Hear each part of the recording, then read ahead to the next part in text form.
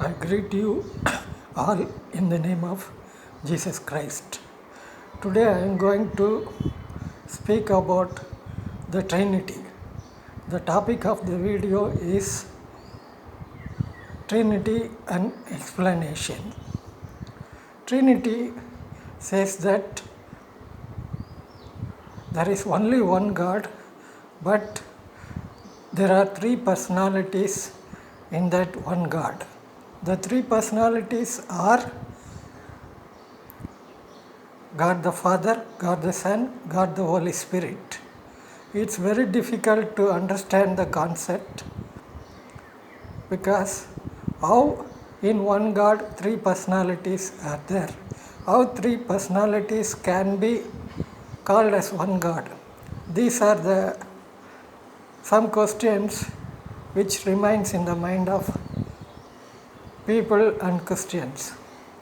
So today I will try to explain by giving some examples from mathematics and science to explain the concept of Trinity. First I will explain it with mathematics. Think or imagine of a equilateral triangle. In that equilateral triangle, there are three equal sides. Though there are three equal sides, we say it's only one triangle. We are not telling that there are three triangles because it has three sides.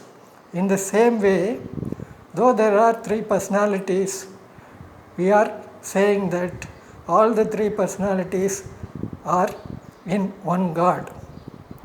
So, in that example, the triangle has three sides, but the three sides are not separate, all are one in an equilateral triangle. Also, all the three sides are equal.